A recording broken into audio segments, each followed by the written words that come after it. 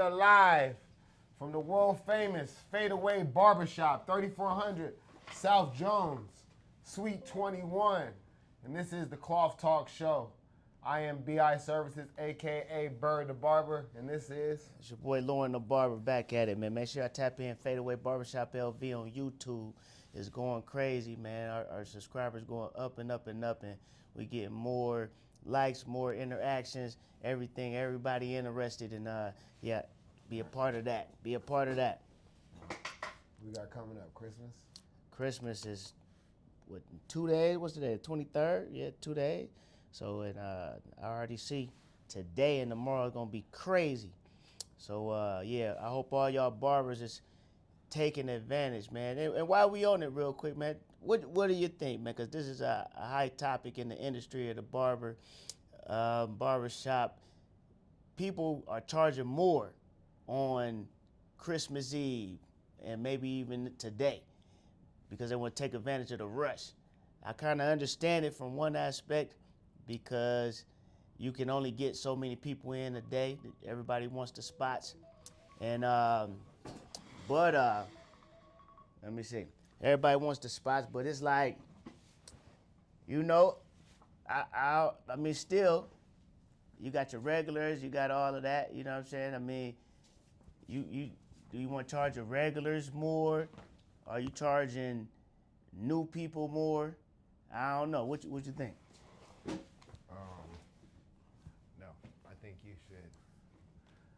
you should charge everybody. Everybody should struggle. Everybody should have a little bit of sensitivity for people and look out for other people. And I think everyone should keep their prices at the same. You know, 7-Eleven don't switch their prices for Christmas. You know what I mean? Like, keep the same customers you got coming in. And so I would say do not switch your prices. That's what I would say. Okay, yeah. I never charged more during the holiday. Maybe back when I started, but you know, to me, if you're gonna come in on Christmas Day or something, right? Yeah, that type stuff different. Yeah, but I'm saying like the Eve is regular days, it's regular work days. But I still understand the concept.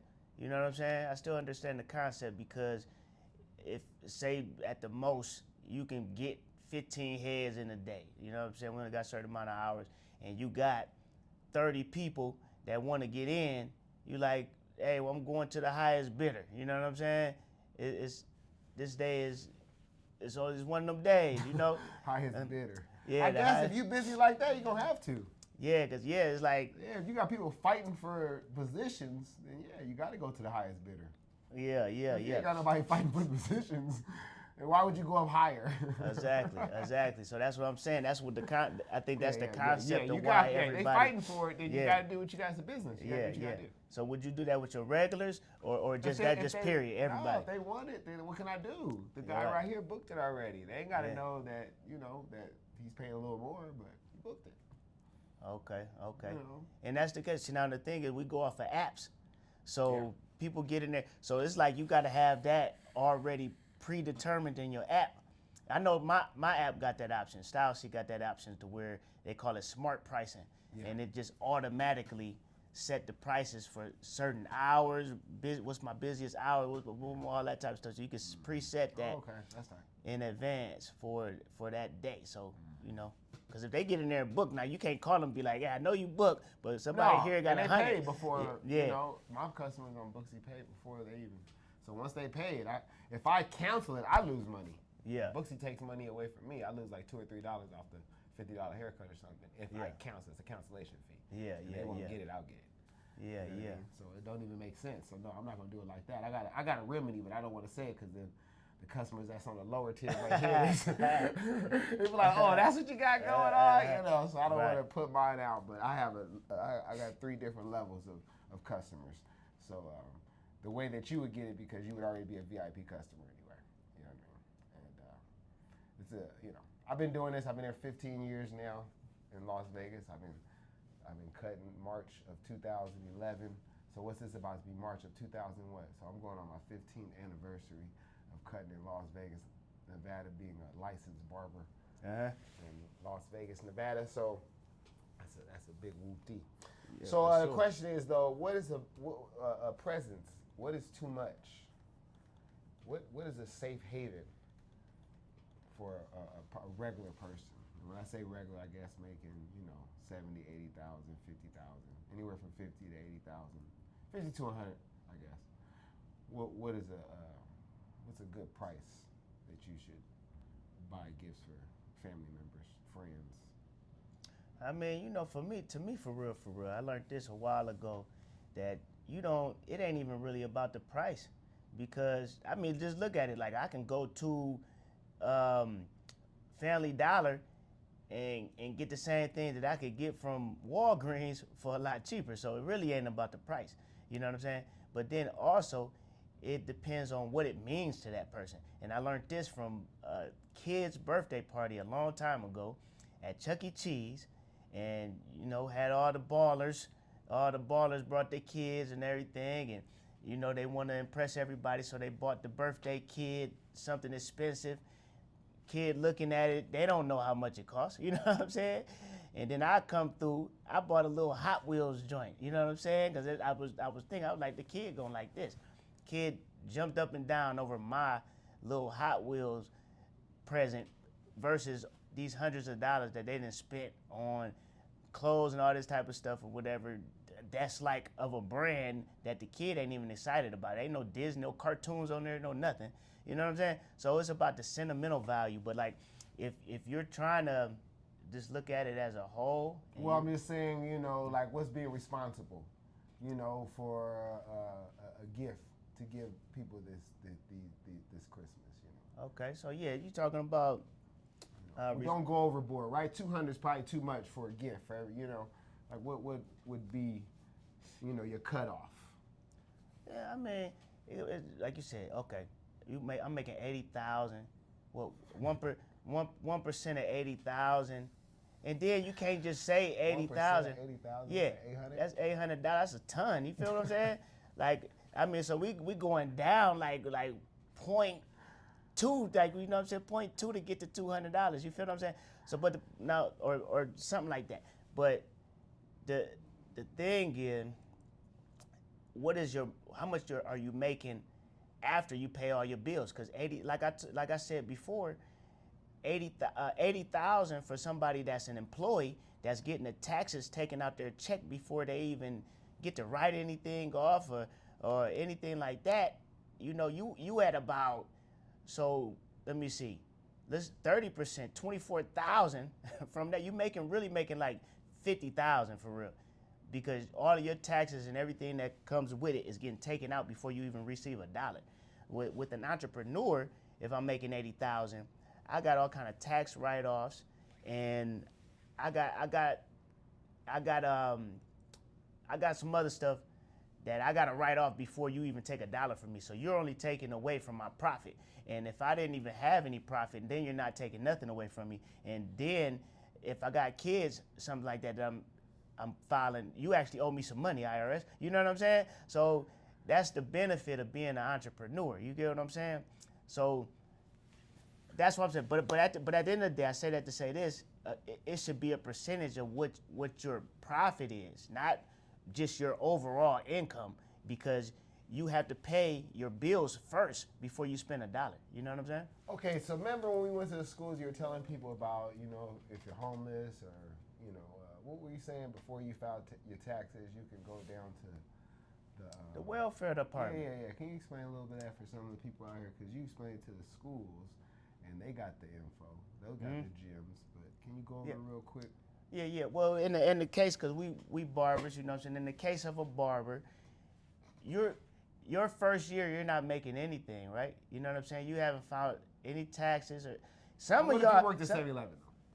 Even with 7-Eleven, you probably qualify anyways, you know what I'm saying, with your paycheck, because you're making below the max that you can make and still receive all of your government benefits is $1,700 a month. You know what I mean? So what is that like? That's like $1,700 a month you can make? $1,700 a month so you that's can about make. $20K a year. Yeah, like $20K a year. You know what I'm saying? So we looking at a paycheck of $850 every 2 weeks, because most people get paid on the 1st and 15th. You know what I'm saying? $850 every 2 weeks. If you're at that level, then you need to go down there to the welfare department, and you need to get you some $200 in food stamps, free health care that is just went up, by the way, and which could be $500 a month for one person, you know, and you get Section 8 or some type of help with your rent, as long as your landlord accept that, and you get a discount, 10% of what you would pay for your electric and your gas, and you can also get to a point where you're just paying like a set $10 a month or something like that, depending on where you at far as your income. So you saving tons of money. You saving probably $1,000 of what I just said, you know, once you add everything up. Yeah, so, but what you do with that money though, that money that you're saving, go to the club, get bottles. Look here, man, listen. They got some new Gamma Jordans coming out. Gamma Jordans just came out. That's interesting. No, I'm gonna tap on that in a quick second. About those Gammas? Because I don't want nobody to steer away from what you like. So let me understand. Let me tell you how it is, how it's different. Is more of it today. But first of all, what I'm gonna say is you want to invest that money, the money that you guys extra. But like, don't let nobody tell you that you ain't supposed to like what you like. You know, long as it ain't detrimental to your health, detrimental to your life. Because the thing is, you can monetize everything. So if you're the type that like to go to the club all the time, you like to pop bottles all the time, all that type of stuff. Gammas, get shoes. Get shoes. All that clothes. If you're that type, you just switch your mind state. You employee mind state and an entrepreneur mind state is totally different, because you're looking to be served as a person that's an employee. You want people to do everything for you. You know what I'm saying? Let me just work and you do everything for me. But you got to pay that 35%, like I said. It's an example. But an entrepreneur, now I'm looking to serve, because I'm going to get my money on the back end and I'm going to get a profit. So that's what I used to do. I used to throw parties. I knew I liked to party. You know what I'm saying? I knew I liked to pop bottles. You know what I'm saying? What did you do at those parties? Would you like to tell the people out there? Yeah, I made money at the end of the night. I charged at the door. You know what I'm saying? To enter a certain amount, so I got money from the door.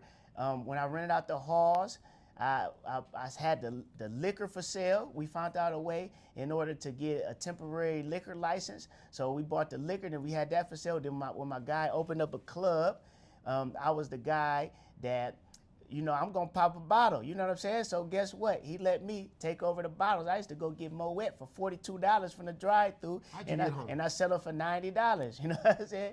And did they have Ubers back then? No, you had friends though. But good thing you had sober drivers. Yeah, heck yeah. Sometimes I slept at the club. I ain't gonna lie to you. Woke up. You know what I'm saying? But the thing is though, what I'm getting back to is that with the stuff that you like to do is an indication that you have that natural instinct to be in that industry. So you feel what I'm saying? So just make sure that you're an entrepreneur in that industry, and everything that you like to do, you don't have to veer from it. You just become the person that's providing that service, so you make a profit off of it. You know what I'm saying? So if they go into the club, I mean, I was thinking just monetizing everything. I mean, that's the same thing. I mean, like taping video, like if you buying shoes and stuff, videotape how you buying the shoe, how you finding it, when you go sell it, you know, the whole atmosphere. You go into the club, show them how you get ready, what you doing at this club, you know, what the things you're doing after the club, how you preparing. Like, people like dumb stuff, or I'm not gonna say dumb stuff, but everybody, it's an audience for everybody. Exactly. And, so that's the process. That's a way and it always go back to the mind state, like you said though. Mm-hmm. It's an entrepreneur mind state. As long as you're in the entrepreneur mind state, you really can't go wrong. I remember when I don't know who I was listening to when I first started listening to financial literacy. In about 2019, he was like, I don't spend money unless it's a business, you know, a business expense. And I was like, how the hell can he live his life and everything because at that time I wouldn't spend, I didn't have a business. So I mean, I was a business, didn't understand I was a business at the time, being a barber. So, but I didn't, you know, that's the only business I had, and I didn't even understand I was a business. So when he said that, I didn't understand. And now I very much understand, because any type of vacation, any type of, it all is business. It could be business deducted. It could be a business expense if you know what you're doing. Every single thing, man. Every single thing. Let me see who we in. We got Queso Scissorhands, man. He tap in every week, man. My guy, what's up, Queso Scissorhands? He said, what other live are y'all on? Cause it seems like I'm the only one on IG. Well, hey, well, you know what? It happen like that sometimes. People tapping in and tapping out. Okay, so people tapping in and tapping out. So, no, that's how I go, man. Just tap in. You stay tapped in. And you know how I go. When people see you tapped in, then they gonna tap in. And then y'all form a crowd, man. So that's all it is, man. And real talk, you should tap in and give you a 2 cent Queso Scissorhands, because you in this industry, man. So you tap in and you get your beer. We'll send a request and we'll tap you in, and then you converse with us, man. But yeah, shout out to all the barbers, man. We want y'all to tap in. We want y'all to give y'all 2 cents, because y'all got knowledge to bring too. Yeah, Bitcoin's at 87. You still waiting? Did you put a little bit in yet, or are you still waiting? Man, you know what? I don't know what the heck was going on with my Cash App the other day. I tried to buy some, and what was it at about when you were trying to get it? It was like 86. Oh, okay, yeah. And but I'm gonna try again. But yeah, I'm looking at that 85. You know, so I just been seeing that consistent pattern at 85 to 90, 85, 90. So I'm gonna buy something at 85. Yeah. Okay. Yep. All right. So Anthony Joshua made a huge payday from his fight, but taxes took almost half of it. Mm-hmm. Yeah. So Anthony Joshua loses around $45 million in taxes. That's what happened. Mm-hmm. 45. Because where was it at? It was in Miami too, though. Right? Yeah. Damn, I thought they had no state taxes in Miami. So right, they ain't got no state tax, so I don't know but he coming from another country too, so I don't know what type of tax. That's what it said. Because he earns money in different countries, he must pay taxes in more than one place. Yeah. Oh. That's ridiculous. So he earned about $93 million from the fight. He owes $45 million out of 93. That's it's almost half, basically. Yeah. Percentage probably off of half. So he paid U.S. federal taxes because the fight was in the U.S. Also paid UK income taxes. That's where he lives. And the taxes depend on where you live. So I guess even when I wonder if that is in America. So if 21 Savage and them go perform out there in Italy or whatever, they still got to pay taxes. More than likely, yeah. It apply, and it's shooting. And not even just the country, it be the states too. Yeah. You know what I'm saying? Like you could be in America and then you got to pay taxes there, and the state tax that where you at. You know. Yeah. So how can athletes protect big checks before taxes hit? Man, you know, it's interesting how Jake Paul is moving, because we know you get tax benefits from living in Puerto Rico. You know, why would he move to Puerto Rico? You know, he don't speak Spanish. You know, not that I know of. I ain't heard him say nothing but gallo. He called himself the gallo. You know, which is the rooster. You know, and so the thing is, you have to know the tax law first of all. And once you learn that tax law and how it works, then you work accordingly. Everything is made for entrepreneurs and for the government to be able to get you to do what they want you to do. So they give you tax credits from following the tax law. So that's what I suggest. Learn the tax law. Okay. Well, they took the 45. So the only other way that he can actually get the 45 back is if he has expenses, right? Business deductions, right? If you're writing it down, right. So I would think that you should come in with a plan. Already know this year we're gonna, or I don't know, in a few months we're gonna have to pay these many taxes. So what type of business can we come up with that would cost something around that, so that the business that we're gonna have to get him 45 anyway.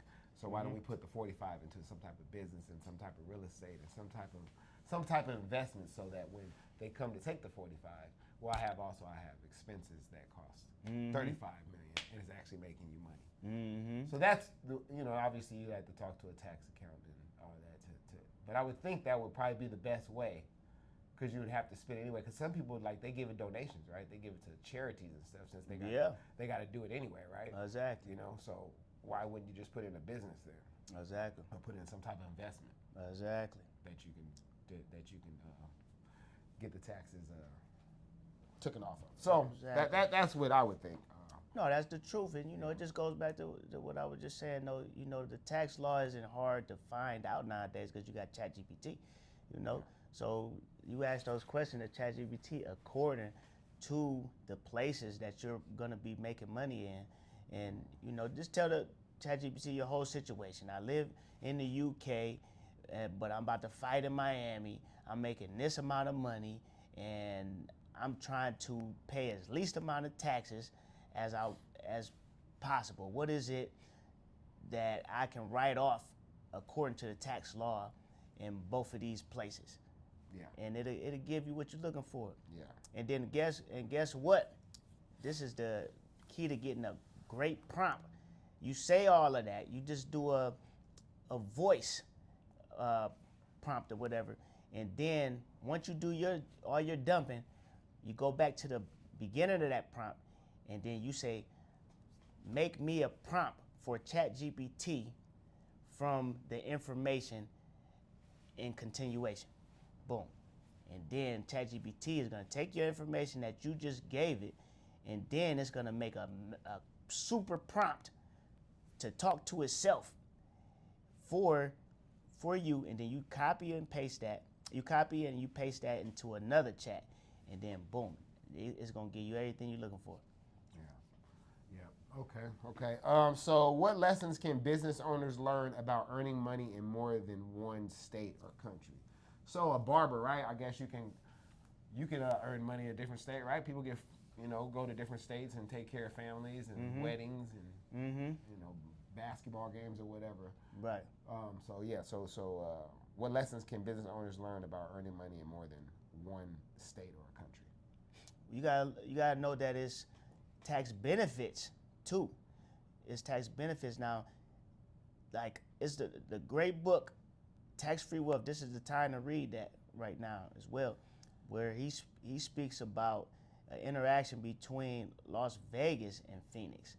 You know, it's a benefit in order to have sales that are going to a state that is not going to have sales tax, or the sales tax is lower.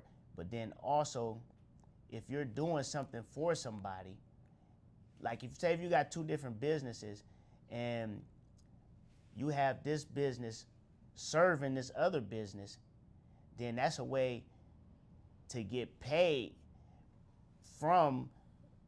Okay, you get write-offs on both of the businesses, and you get profit from the business that's serving the other. You know what I'm saying? You get what I'm saying? So that's something that you just got to investigate in tax-free wealth.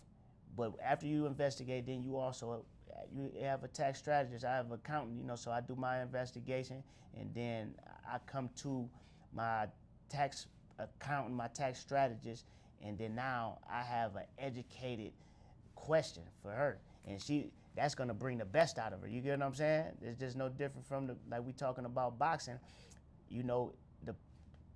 According to the opponent of the boxer, you're gonna have to bring out more of your tools. So if I'm going against a boxer that's at its top, then it's gonna bring the best out of me, and that's what you want to do with anybody that you're asking that's doing a service for you, as far as any of your services. You want to come to them with the best, so you bring the best out of them. That's it. Do you have I'm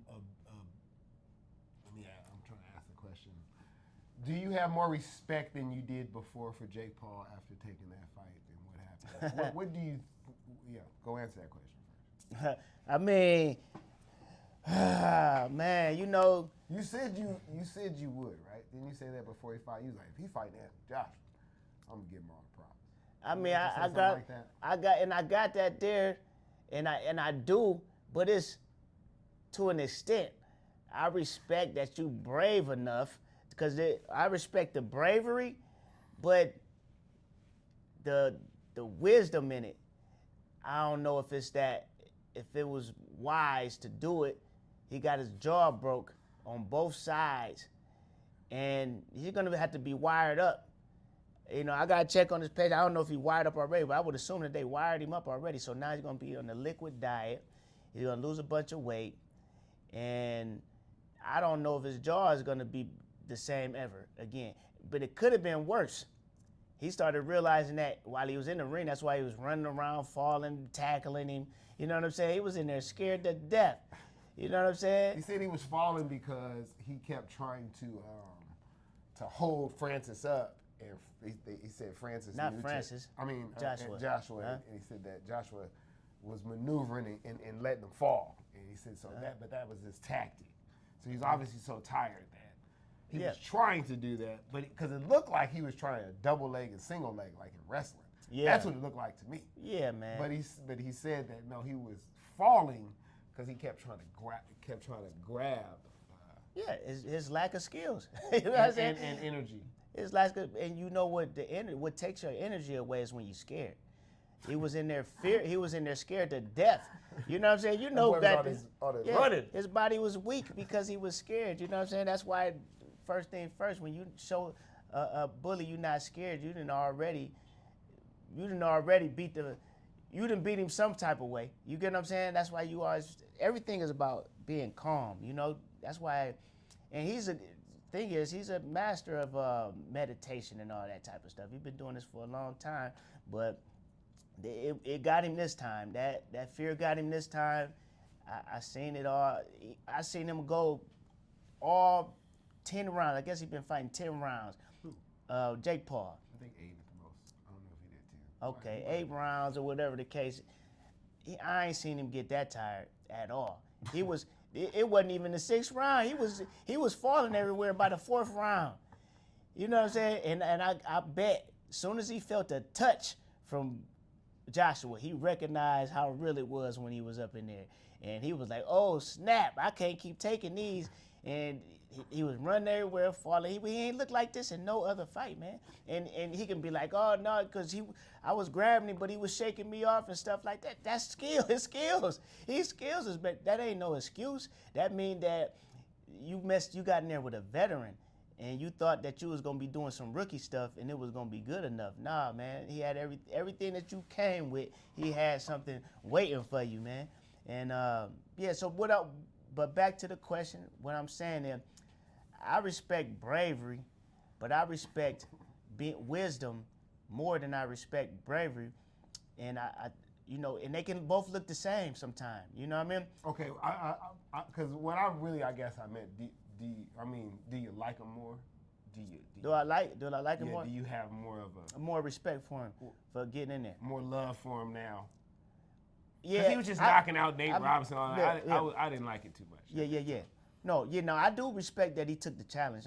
I can say that. If you want to say that, yeah, I respect that he took the challenge for sure. Yeah. And it was a real fight because everybody thought he was gonna pay Joshua off. You know what I'm saying? No, it was real. It was a real fight, and he stepped up and he did that. Hey, I gotta respect that. Yeah. I like the kid way more now. You know, he's beating up on some of my heroes. You know, I love UFC. I love basketball. It's probably my 2 favorite sports, and he was beating up on all of them. Right. So it was bad, man. So I didn't really like him, man. And then they was doing the Javante Davis one. I'm like, man, he about to do it again. Get to fight somebody smaller. He gonna do it. You know, Denver probably knock him out again. And then when he got this fight, I was like, yes. And man, so I got much more love. He jumped in the ring with him. His thing was to run though. He took a couple few shots, not like that square one he took at the end. But the boy ran out of gas. He had nothing left. He knew he was about to die. He was like in a car accident, man. He knew it was about to happen. The boy stuck his tongue out and said, "This is it. Like this is, that's a wild boy. That's a, So yeah, I give him respect for that, man. But what you think his future is? You think he gonna keep because that injury right there? They say some people don't come back from that injury. Yeah, now you're more susceptible. That's where you get hit is in the jaw. You know? Yeah. But there's some MMA UFC fighters that have come back from broken jaws. They were naming some boxers that never came back. He's obviously made a lot of money. He probably could not have done this fight, and he could have lived good. Yeah, he definitely could have. He should have just kept with, because they got the league going and everything. You know, he got got a stake in that league and all that. You know that they're, whatever, not the league or whatever the promotion is. So they can continue to go. I don't think they need him to continue to go. But so what do you think? You think he should retire, or you think he should come back? Man, he got enough money. I mean, I got to think about his health. I say, go on and retire, and you good. But if you do fight again, you ain't gonna. He went at the heavyweight first of all. He can't get no better than that. He went to the top. Yeah, that was the top. He went to the top, and he fought a gold medalist, a guy that's still pretty much in his prime, and like he fought. This is a champion. This is a top dog. You know what I mean? It's only a few heavyweights that matter, and he's one of them. You know what I'm saying? And you fought him, and you ain't before that. You ain't fought nobody but a 60-year-old Tyson. You know what I'm saying? With a injured knee, he had a knee thing on when he was up in there. Like, that was crazy. You know what I'm saying? And so if he fight again, what I say is, it take a while to get to that level, man. Go back to your level, fighting all of them guys. Fight some rookie boxers. You feel me? Fight some rookie barbers. I mean, I keep saying barber, man, because we in this game, but fight some rookie boxers. Respect the art of boxing, man. Work your way up just like all the real boxers did, man. At the end of the day, because you done got your bag, man. Like if you really gonna be in this thing, you gotta respect it, man.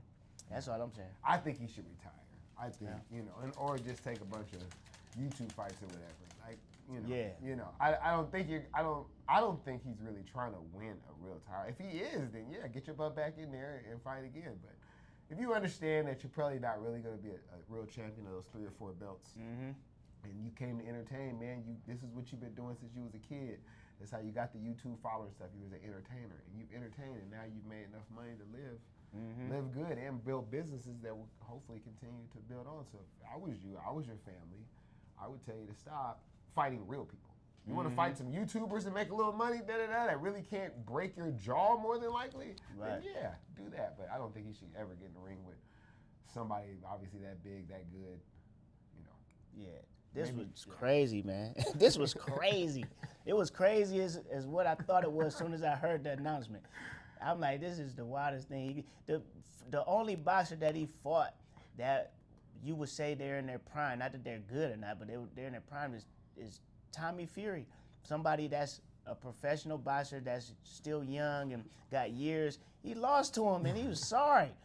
You know what I'm saying? I was looking at the fights before he fought Jake Paul. I was like, this dude's sorry. I'm like, Jake Paul about to knock him out. And he got in there and beat Jake Paul. Like, you know what I'm saying? So and Tommy Fury, if you come to the Barbershop Fadeaway, I'll cut you because obviously this guy. Heck, yeah. Yeah, I'll get you, Tommy Fury. I get you too, Tommy Fury. What's the other one? I'm going to tell you what it is, though, straight up, though. Tommy Fury. That's Tyson Fury's brother. Fury's brother.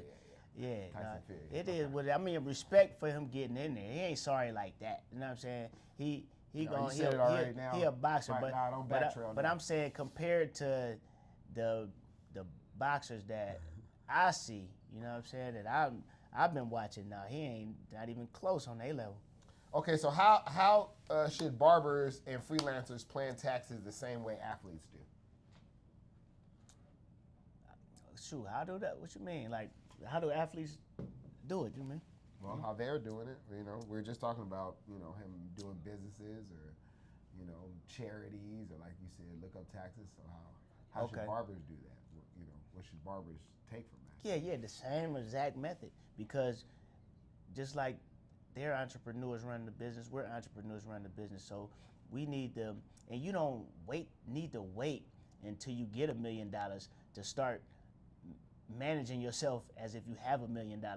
The strategy happens first. The idea happens first. The structure happens first. So once the opportunities come, then you got your hands like this. You feel what I'm saying? You already postured.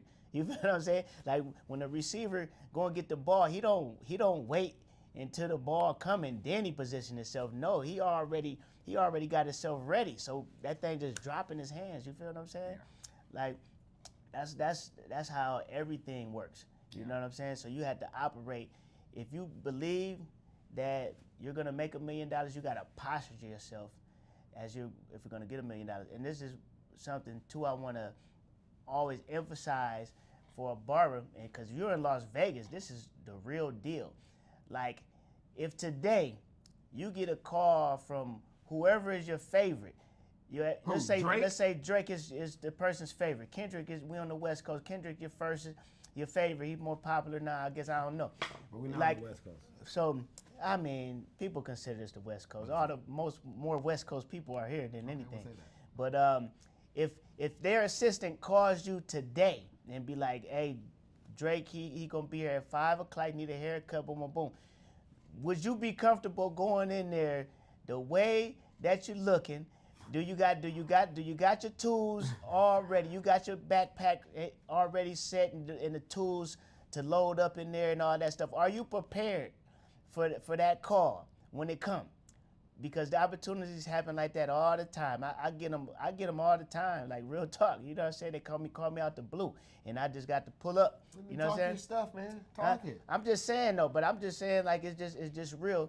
So you have to live your day every single day like something is about to happen to me big. You feel what I'm saying? Be prepared for the opportunity when your opportunity comes, because your opportunity is gonna come. It just is what it is. So that's how you should live your life, man. Like the greatest thing is about to happen to you every single day. I'm expecting that to happen. Yeah, barbers out there deduct everything, try to build businesses because you do got to pay taxes at the end of the year. So if you have deductions, then you won't have to pay so much. And so why don't you make deductions that are going to actually help you build money? You already, your tools, you deduct those, all your oils and things like that. But also these lunches and stuff.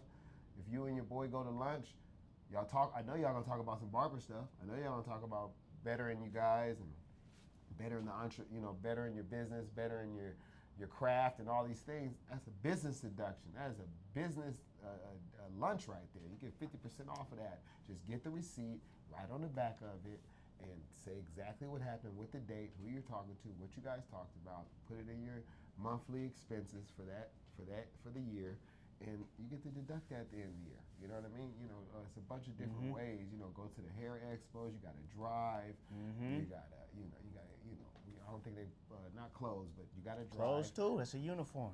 No, it has to be a uniform. It has to actually be something like this, like a BI. It has to only have your logo on it. So when we go to the barber expos, like, you know what I'm saying, we wearing all Fadeaway stuff, right? That's a uniform. If I'm going there with the Fadeaway paraphernalia. Well, no, you're getting a deduction because you made it. You're not getting it for wearing it, because you can wear that same thing at a bar. It has to be like a outfit like, the pizza man or whatever, the guy in there, and or I don't know, the guy that works for the air conditioner company. He got the whole air conditioner with his.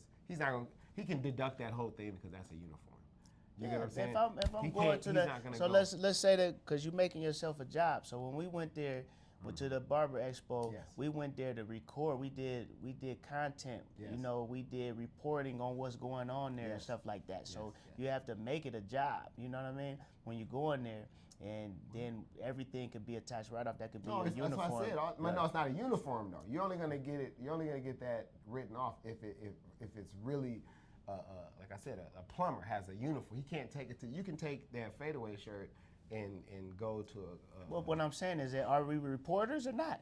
When we go into the Barber Expos, and then we're doing video and footage, and then we're giving content on what's going on here. Like, we're reporters, right? We part of the media. Yeah, we get that stuff deducted. So my media team. So now that would be more, if you want to go more in detail, then you're gonna make a department to where you call it, this is the media team. So the media team, this is their uniform. Yeah. You know what I mean? Yeah. So you can do that. Yep. You can do that for sure. Yeah, but let me see what it is. I think somebody said something, man. What up, y'all? Mr. One Gotta Go Show. That's my guy T. Yep. Tawan. Appreciate it. What up, man? Great show. He got a great show. Yeah, tap into One Gotta Go Show. Yep, that's that boxing stuff, man.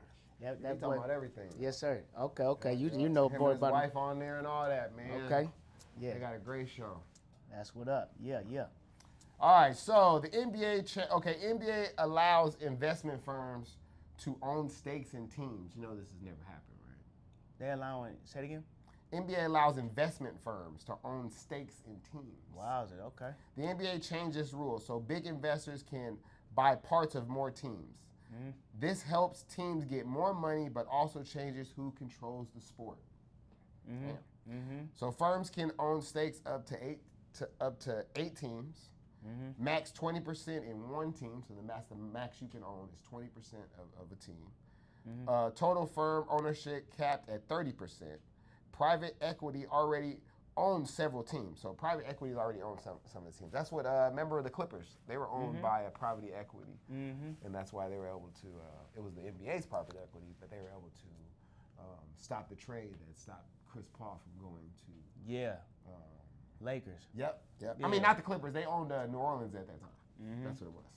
Yeah. So private equity already. Oh yeah. And rule change helps raise money. So they're obviously gonna be able to raise more money. They just signed a big old deal too. So NBA is gonna make that.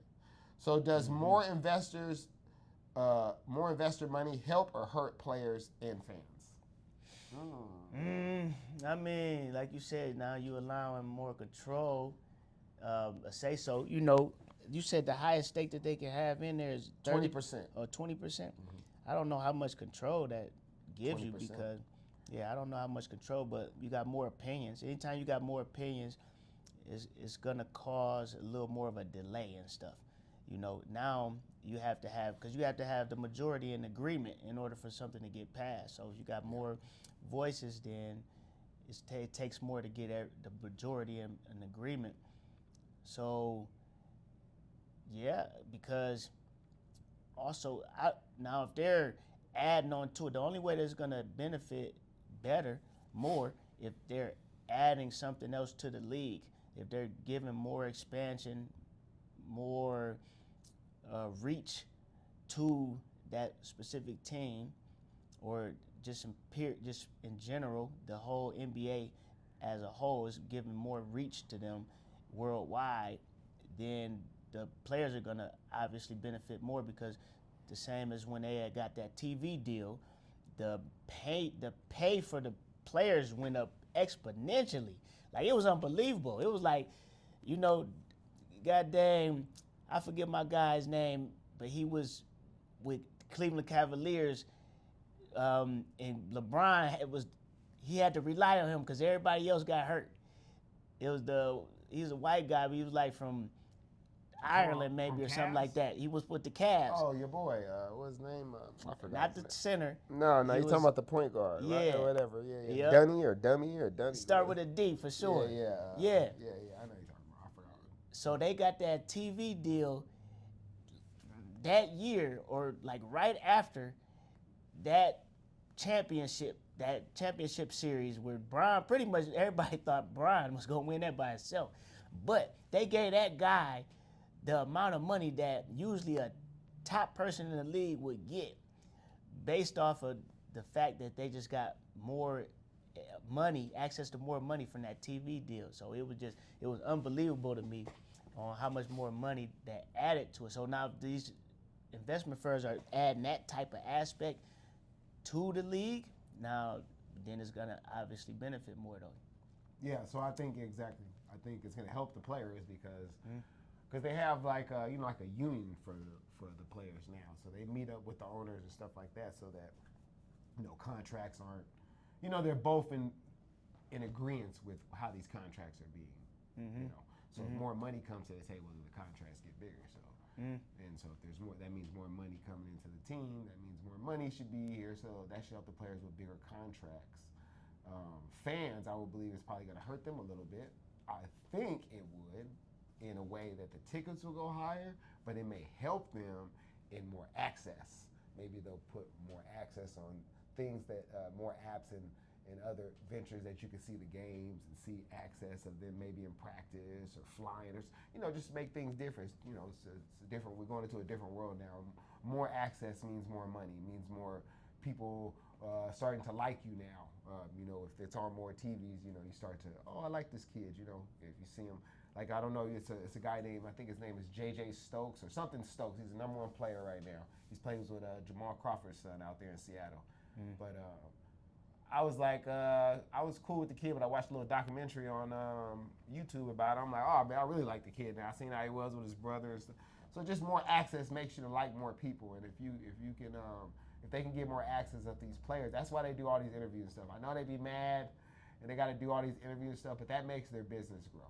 Because people, yeah, they like to shoot basketball, they like to see you do that, but they also want to know what you're doing on your off time. People are nosy. They want more than just basketball, and that's what you're signing up for when you do become a professional athlete. It's not just to be on the game; it's actually to be scrutinized and all that for 24/7. Yeah. It's really what it is, you know. And but that's what you get paid the big money. If you don't want that, then go get another job. Yeah. Because that's how they run their business down there in the NBA, in the NFL, and all that other stuff. So, Yeah. so that would be mine. So another thing, Warner Brothers rejects Paramount's $108 billion offer. Warner Brothers turned down a massive buyout because another deal made more sense long term. Big companies choose stability over hype. So Paramount offered $108 billion. Warner Brothers rejected the deal. Netflix deal was seen as stronger. Remember, what did Netflix? I think it was like 58 or 60 or something. Remember we talked about last week. Remember they offered them like 60 or something. Yeah, man, I don't remember. Yeah, I can't remember. I mean, I could tap. So fees would cost $1 billion. Long-term value matters more. So I guess they're gonna go with Netflix. So it says, when should a business say no to big money? Maybe when the structure is gonna change. Yeah, that's you know what that remind me of is when Scary Movie by the Wayans brothers. That first one. Anything reminds you about that? Right. But I'm thinking of the business aspect because he's like, I could do it myself, but he started doing it. Well, no, not the details that happened in the movie, but it hit it out the park. Remember, Scary Movie, the first one, it hit it out the park. Oh, because they had all like Menace to Society and all that crazy stuff. Wait, but no, Scary Movie, but that's Don't Be Now. That hit it out the park too, but they never did a number 2. But Scary Movie was based off of all of the Scary Movies. They mixed it the same aspect, but it was just based off of different scary movies. Hit it out the park, and then for the second one, they sold their rights to somebody for an amount of money, and then they had the creativity aspect for it, and then the Wayans brothers just played their part and stuff like that, and it wasn't as entertaining as the first one, and so. Saying that, and this is the same reason why Dave Chappelle, he didn't take the $50 million when the season 2 of Dave Chappelle was offered to him, and they said that we want more creativity, control, and we want you to do all of this and that. He like, no, y'all not about to degrade my character. They wanted him to wear a dress or something like that. He was like, they wanted him to have, they pretty much was trying to find a way to degrade him in all type of ways, and he turned down the $50 million, and it couldn't nobody understand it. And then he moved to Africa too. He was like, that's when he really got like real conscious and on his awakening stuff, and he turned that down. People thought he was crazy, but guess what? Then he finally came back on the scene and got another $50 million. You know what I'm saying? He got another $50 million offer where he didn't have to give up his dignity. You feel me? Yeah. So that's the type of stuff. Like you when it comes to the moral aspect and how you want yourself to be perceived and all that type of stuff, you don't sell out for that, man. You know what I'm saying? You don't sell out for that. So how much do they got to give a man to wear a dress where you think it's okay? Man, like I said, it still go back. Because the thing is, if somebody offering you that type of money, that means you worth that type of money. So you ain't got to just settle for the first offer that comes on the table that is gonna break down your dignity and all that type of stuff. And guess what? You gotta always think too, I'm not only affecting myself. We got to know that we're interdependent people, human beings. So whatever I do now is gonna affect my family, my there to come. If you know, like whatever you do, if you take amount of money and you got to wear a dress, you got to do some old stuff that really goes against everything that you teaching folk. You know what I'm saying? And then you try to explain that to folk. he is not is and now he got to Don't go make to sense. he got to go You to can't put it school and together. he got to deal with people trying to, you know what I'm saying? He got a good thing he can fight, but guess what? He mess around and go to jail because he got to defend himself over some stuff that you did. You know what I'm saying? Yeah, it's so too much. so you got to know that you're not only making decisions for yourself, you're making decisions for your family, you making decisions for the race that you in which you in, the perspective of of anything that you stand for, you're affecting other people. So you gotta think big like that. And there man. are men that wear dresses out there. We don't care. You know what I mean? That's what you yeah. want to do. Exactly. Do your thing, but just as long as you got that in mind. If you don't care, you don't care. This is what it is. Cause some people, everything we just said, they ain't got none of that. They don't got no family. They ain't got no kids, no nothing. They didn't, they just like whatever, bringing money, whatever. I don't even care. Forget it. Like that's how you. And know. it was 72 billion. They 72. offered him 72 billion on December 5th. Okay. Cool. Yeah. Okay, so also, So let me see. How do you judge long-term value versus fast cash? How do you judge that? You gotta look at the whole big picture of things. Like we were just saying, it's the same process. Like how is this gonna affect me in the future? Let me see what this say. What it say? Active elaboration. Okay. Oh, okay. Oh, thanks for the tip, IG. Oh, and let me say Vegas best model said, "Yer." Okay, shout out to them. But yeah, okay. In case so, okay, back in the okay, my guy. Yeah, but yeah. Oh, okay. So IG Live just told us, because I'm gonna share the love. You know what I'm saying? Saying you gotta move a little bit more and stuff like that, and that gives more influence to the algorithm. So when you're doing, no, it's telling you to move. That's do what more. I said. Jump up. Start moving. Stuff like that. Yeah. Push-ups while I'm talking. Right. Interesting. Yeah. Right. But straight up. But straight up though. Now, what was we going back to what's the question? How do you judge long-term versus? Oh, okay. The long term view, man. It's like, how is this gonna affect me in the future? Now, so what is the first? That's why 7 Habits of Highly Effective People, one of the greatest books ever wrote, Stephen Covey, rest in peace, he talks about begin with the end in mind. That's where we talking about legacy. We talking about the final end, but it should be like that with it, because sometimes you got an exit strategy. You only want to do something for a certain amount of time. How do you want this to end? You start with that first, and then you go back to the beginning, and you plan from the beginning all the steps in order for it to end the way that you want it to end. But we're talking about, what we were talking about is a whole life aspect. So what you want your legacy to be when you leave this earth? What do you want people to say about you? What you want your family? We talk about the important people. You know what I'm saying? What do you want your son to say about his dad when he's giving your eulogy? What do you want your wife to say? Because we hoping that you pass before your wife. I don't know. Maybe talk so bad about me. I just saying. But that's gonna go down. But if it's the case, good thing we live right now to be able to talk about it. So if we live right now to talk about it, you can change all of the aspects right now in order to try to influence them to be able to say this about you when they're giving you a eulogy. But that's how you look at every single thing. Begin with the end in mind, and then the steps that you're making right now, you make sure that they're all leading to that end that you want. Yeah. Yeah, I think, the question was, how do you judge it? Well, I think no one right now, if they say, hey, we'll give you this money, but one day when you're 50 and 60, you got to work, I don't think nobody would want to do that. So I'm pretty sure everybody doesn't want to work when they're older and age without doing much, but family and love and doing vacation type stuff.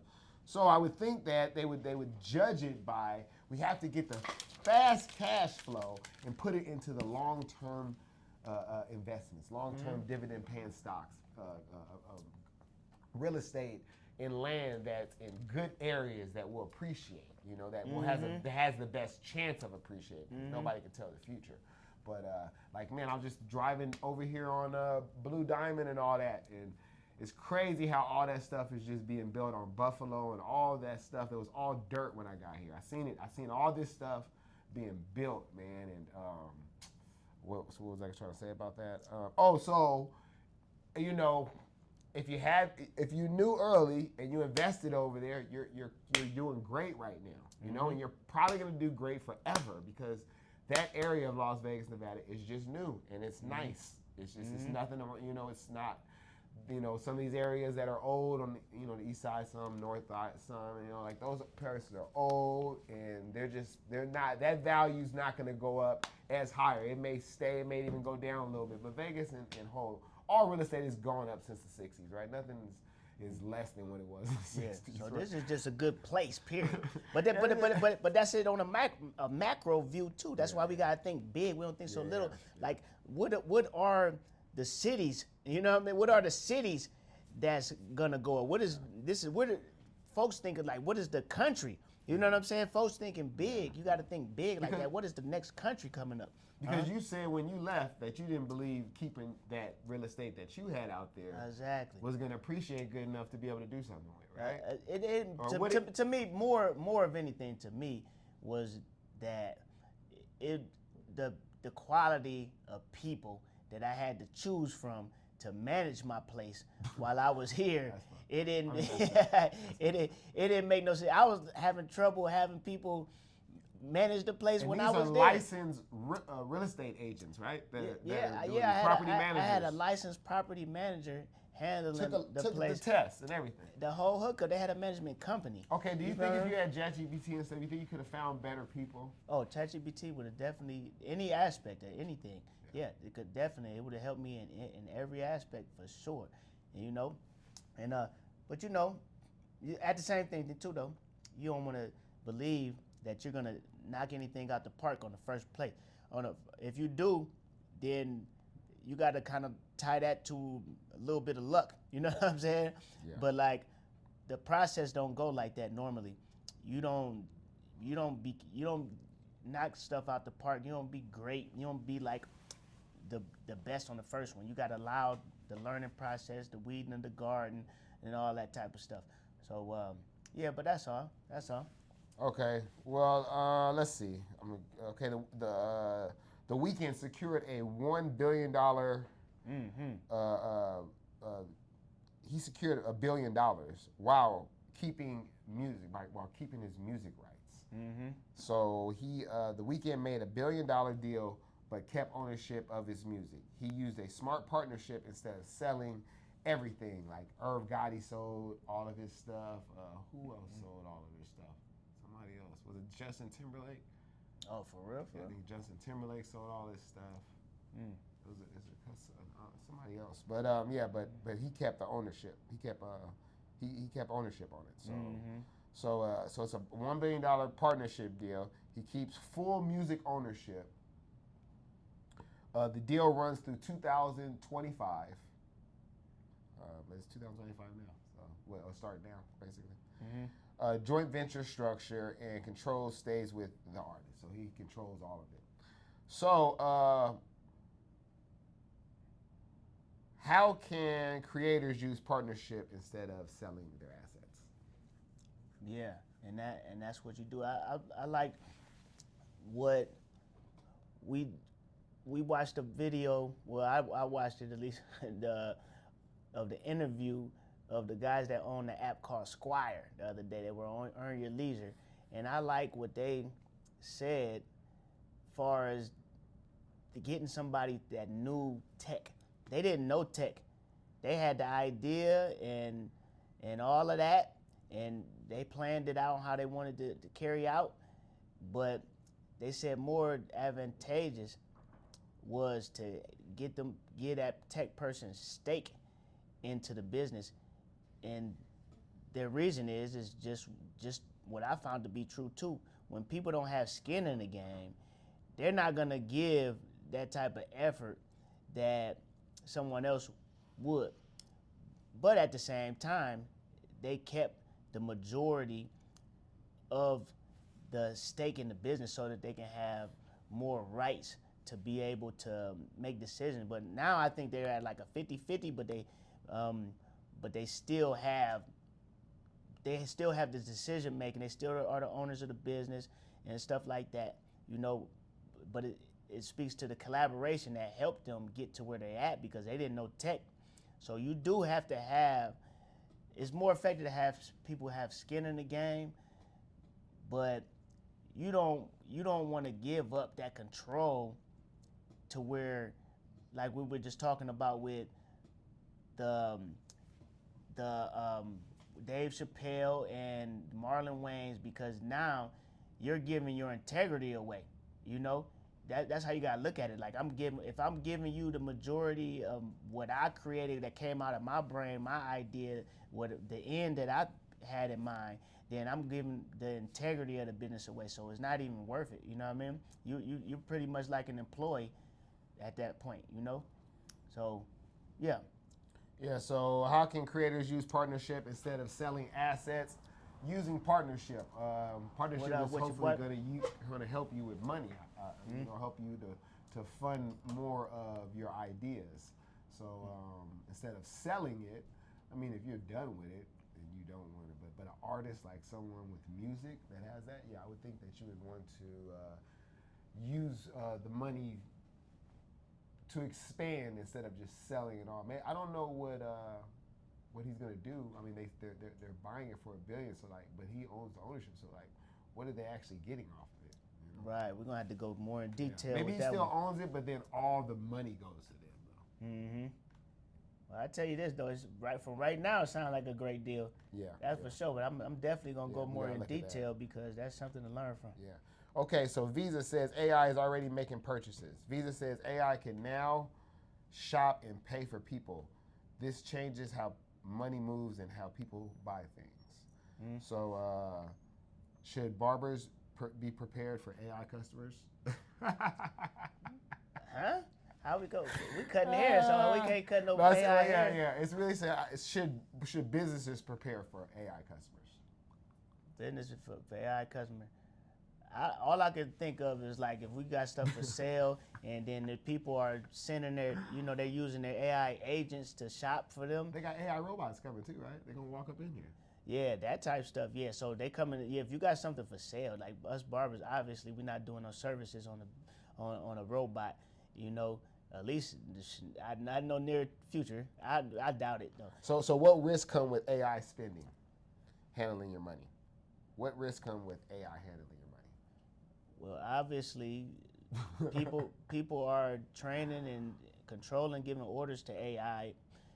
These businesses are, so we gotta hope that same type of genius is not using it to do any type of fraud or anything like that, you know. But you gotta keep all this stuff in mind, and you set up all of this aspects to protect yourself before you even give up any rights or and give orders to an agent to do anything for you. You know, you want to have LifeLock like I got, where you got $1 million worth of insurance in case somebody hacks, use your identity in the wrong way. You use all credit cards that'll pay you your money, get your money back from you if somebody spends something off your credit card fraudulently.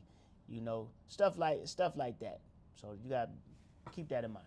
Yeah, because AI has already been purchasing Pornhub on my phone. Oh, no. Yeah, man, I had to tell my wife. I'm like, look, I'm already a victim. Oh, man. I'm already a victim.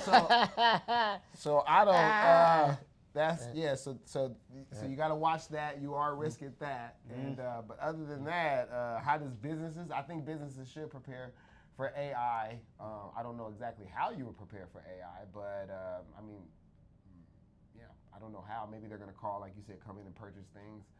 Maybe make a phone call for maybe a older gentleman that doesn't really, or people that don't speak English. Maybe they can make the call to the barbershop and make an appointment. Tell you somebody's coming in or something like that. I got an older gentleman coming in about this time. You know, things that they can't do. You know, so I would think that. So we should be prepared with that. But we have good customer service. We talk. We show you how to book appointments or how to walk in, what times to come in would probably be most available. So we're ready in that instinct. I don't know how you wouldn't be prepared for AI. I guess by not having a receptionist or somebody to answer the phones, I guess. If you're just doing maybe everything is just walk in, you don't have too many. You could people even call get an AI receptionist now. Yeah, we about to apply that. Yeah. Okay, and now Charlamagne Tha God signs a $200 million podcast deal. Charlamagne turned his voice into a media empire. His deal shows how content can become ownership and legacy. So he got a $200 million deal. It's a 5-year agreement. Grows Black Effect Network. That's his, his stuff. Keeps creative control over what he's doing. Podcasting is one of his big businesses. So, can barbershops become media brands as well? Heck yeah. I mean, just look at LeBron and them. They got the shop called, they got the barbershop. They got that thing that's popping up. Is it still going on? I ain't even I never watched a full episode. I think it's on like HBO or something. Yeah, it's on HBO. So I ain't had HBO as a kid, but man, you can do everything out of a barbershop. A barbershop is the original everything. You just got the best content, best networking. You can do everything out of the barbershop. You know what I'm saying? And it just, we can make this a media network, man. We can do, we doing it right now. It's a podcast right now. You know what I'm saying? We continue to do that. Yeah. So barbershops, they become media brands. We have all walks of life that come in here. You know, we got different nationalities, different ages, different genders, different beliefs. So if you just talk to these people and then their agreement to talk on camera, that would bring out, now you're media. And you didn't have to go find these people. You didn't have to go drive to go find them or do the research on them. They're coming right to you. They're coming right to you. They got to get a haircut. Everybody get a haircut. So yeah, I think that's how, or I think they should. I think every barbershop should take advantage of their customers, not in a bad way, but in a good way. They should take advantage of the people that come into their shop. Right. I'm going to be with you in a couple seconds, too. Yeah. That's the last thing right here. Last thing. Yep. Elephant in the room. All right, so Terrence Crawford retires after beating Canelo. Terrence Crawford shocked the boxing world after he says he's retiring following a huge win over Canelo Alvarez at the age of 38. Yeah, 38. Crawford leaves the sport on top, but many fans are questioning if this is real retirement or a smart business move for one last massive payday. So, is this real retirement or a smart move to raise the price for one big last fight? That's interesting. You know, my first thought is he retired to get the bag up. You know what I'm saying? But at the same time, he good friends with Andre Ward, and Andre Ward, he retired on top. That's a good point. Good point. Yeah, and if Andre Ward could have implanted in him and told him the reasons. He friends with Floyd too, right? Yeah. Floyd retired about 38, right? Yeah, I mean somewhat. You know what I mean? He's still boxing and doing exhibitions and stuff like that. When he fought the black, who the black, the Bruno? Who did he fight the last? Yeah, his official fight was with Conor McGregor. That's his last official fight. No, the black dude. Yeah, Andre Berto, but that wasn't his last official fight. Canelo? Yeah. He fought Canelo after Berto? No, he fought Canelo way before that. Not Canelo. I said he fought what you just said, Conor. He fought Conor after? Yeah, Conor after that, yeah. Conor's his 50th win. Oh, okay. Yeah. So that's why I don't really count Conor. Yeah, that type of stuff. Yeah, so that's about Berto. Yeah. But I mean, it could work the same way though. It could be, of course, everybody want to see him fight. So now the money to get him up out of retirement, you gotta throw more money at him. You know, it's hard for boxers to retire. Andre Ward is a unicorn. You know what I'm saying? When it comes to that, I can see him coming back.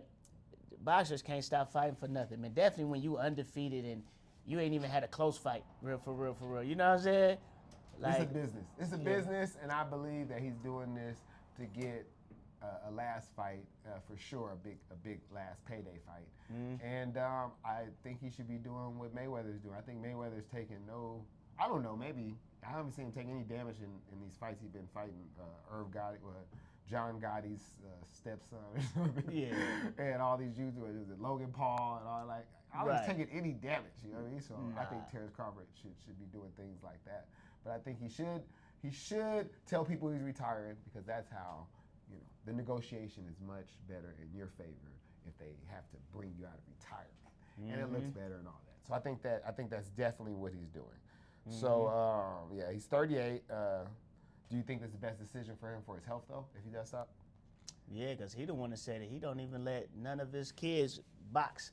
They're not allowed to box because he said it was too much getting hit upside the head. He said, I did that so that y'all don't have to do that. Yeah. So he said, y'all can't, no football and no boxing. That's the two rules for all his kids because of the possible head damage. Yeah. Yeah, so I think 38 would be a really good time to leave. If he does have enough money and he knows how to make it work and all that and he's satisfied, he shouldn't take another fight. He shouldn't, you know, he got kids, they're young, he's gonna have grandkids and all that. We want to keep the brain right. So where do you rank him all time with your own eyes that you see? Man, far as the challenge, the skills of him coming from nothing to something, you know, being far as like the people knowing him and finally getting his respect, because he always been that guy, you know what I mean? But as far as the world acknowledging it and stuff like that, and he kept going even though people wouldn't give him that acknowledgement. But he was still making bread, he still was making money, but you know.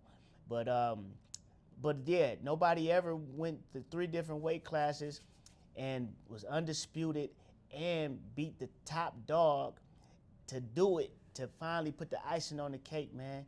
I gotta give it to him far as the skill wise, and he could do it all. You know, every single thing that got to do with boxing, he could do it all. Knock you out with both hands. You know what I'm saying? Like, he the greatest all time that I lived in. You know, we gotta say that, because as far as what I seen, like, you know, you got folks back in the day, they was fighting hundreds of fights. You know what I'm saying? That was a whole different aspect of it. You know what I mean? Like, but as far as what I done seen, yeah, best of all time. Yeah, I put him number 1. I had Mayweather number 1.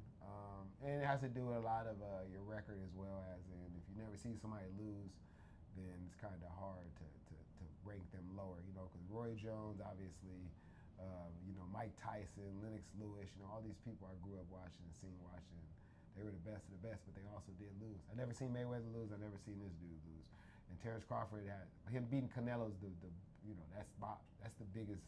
I've never seen nothing like that. I've never seen nobody go up that high and then dominate like that. So that was the best. I don't want to say the best fight because I'm like a slug fight, but like the best of.